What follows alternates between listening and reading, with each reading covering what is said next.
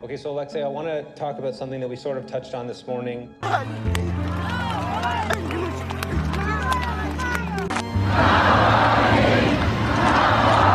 Hey guys, ఎలా ఉన్నారు? Alexa Navalny who have come to say goodbye to my husband. Putin killed my husband, Alexei Navalny.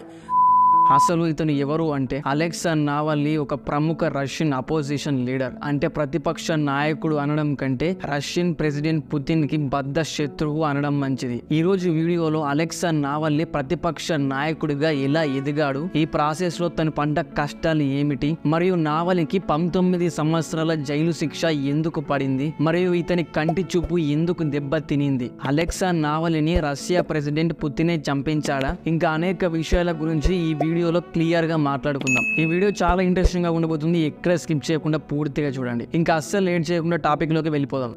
Russia అధ్యక్షుడు Putin విధానాలను తీవ్ర స్థాయిలో విమర్శించే ఆ దేశ ప్రతిపక్ష నాయకుడు అలెక్సీ నావల్నీ జైల్లో మృతి చెందారు.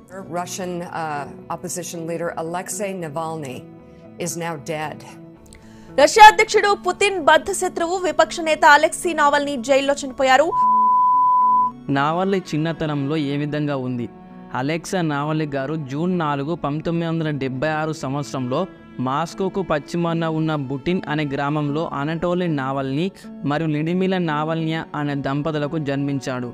మరియు అలెక్సా నావల్నీకి ఒక తమ్ముడు కూడా ఉన్నాడు. తన పేరే ఒలెగ్ నావల్నీ.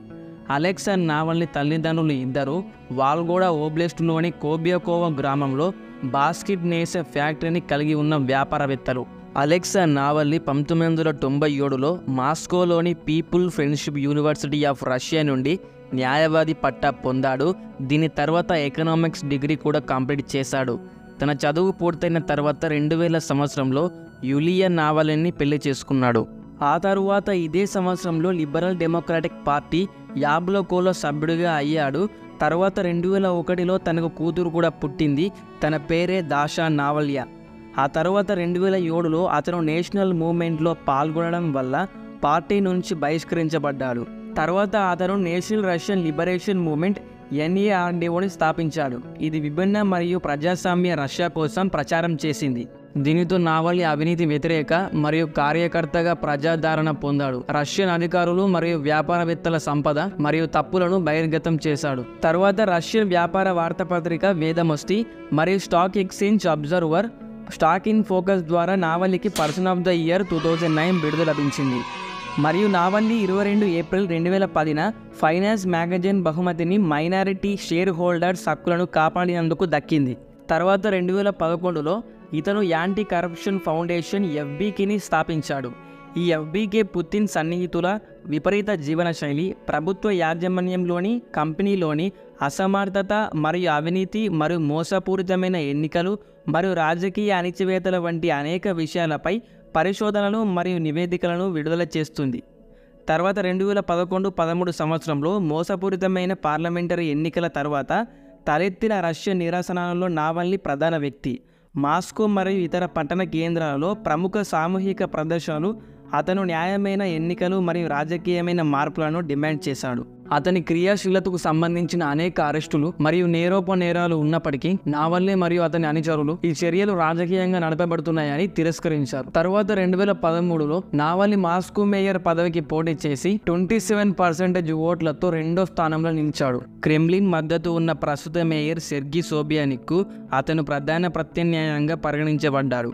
ఆ తర్వాత జూన్ 2017లో టైమ్స్ ఇంటర్నెట్ ద్వారా ప్రపంచంలో అత్యంత ప్రభావవంతమైన 25 మంది వ్యక్తుల జాబితాలో నావల్నీని చేర్చారు. తర్వాత పుతిన్కి తన సవాల్ని అడ్డుకునేందుకు అవినీతి ఆరోపణలను ఎదుర్కొన్నప్పటికీ నావల్నీ 2018లో అధ్యక్ష పదవికి పోటీ చేయాలి అనుకున్నట్లు తన ఉద్దేశాన్ని ప్రకటించారు. ఎన్నికల్లో పాల్గొనలేక ఓటర్లను కూడబెట్టడానికి మరియు వివిధ ఎన్నికలకు ప్రతిపక్ష అభ్యర్థులకు మద్దతు ఇవ్వడం లక్ష్యంగా పెట్టుకుంది. తరువాత నావల్నీ స్మార్ట్ ఓటింగ్ వ్యూహాన్ని కూడా ప్రవేశపెట్టారు.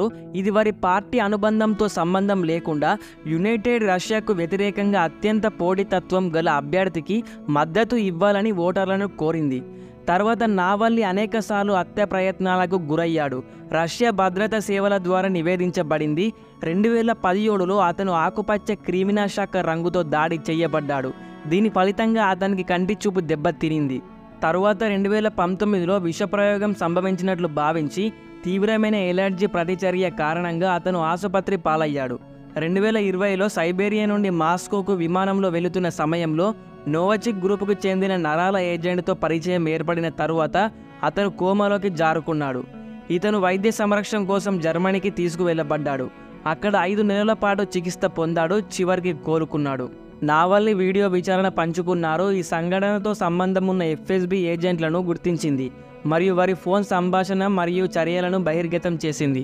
తరువాత అరెస్టు చేయబడి జైలు శిక్ష విధించబడినప్పటికీ నావల్నీ జనవరి 21కి రష్యాకి తిరిగి వచ్చాడు. విమాన ఆశ్రయానికి చేరుకున్న తరువాత అతను నిర్బంధించబడ్డాడు మరియు అతను పరిశీలన నిబంధనలను ఉల్లంఘించినందుకు 2.5 సంవత్సరాల జైలు శిక్ష పడింది.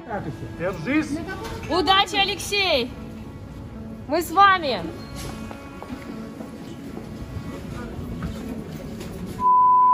ఇది దేశవ్యాప్తంగా విస్తృతమైన నిరసనలకు దారితీసింది. ఫలితంగా పోలీసులు కఠినమైన అణిచివేతలకు మరియు అనేక అరెస్టులకు దారితీసింది.